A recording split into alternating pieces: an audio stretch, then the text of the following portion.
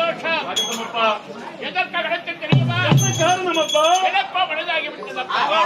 சக்திக்கு பிறகு இந்த கரையத்தானே நாடாள வேண்டும். அதனால் நாடாள வேண்டிய மன்னவன் மறைத்து என்று எல்லோருடைய உள்ளத்திலும் தெய்வமாக விளைந்திருக்கிறார்.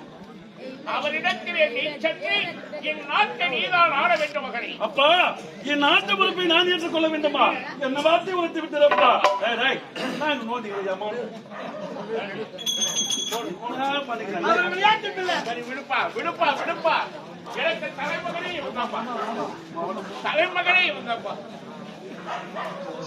நான் தலைமகன் சொல்லிங்கன்னா பின்னாடி மாமா மாமா நீங்க தலையைத்தா போச்சியா. அப்பா வீடியோவுல நானும் புள்ள நீங்கிறேன், அவன் மாமா பாக்குறவங்க என்ன நினைப்பாங்க?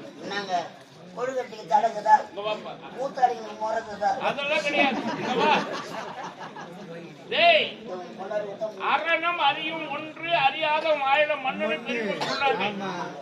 எத்தனையோ தெய்வங்கள் எத்தனையோ பிறகு இருக்கலாம், ஆனா ரெண்டு மட்டும் நிரந்தரமான பொருள். அதான் ஆட்கள் அடித்தல்.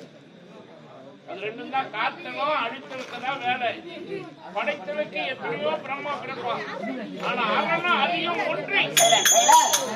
அது போல நான் மகனேன்றேன், என்ன மாமான்னு கூப்பிடுறேன்.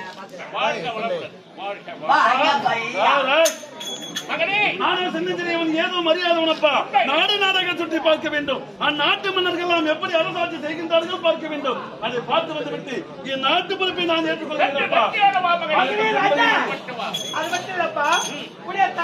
பாடசாலையிலே பாடம் பயின்று கொண்டு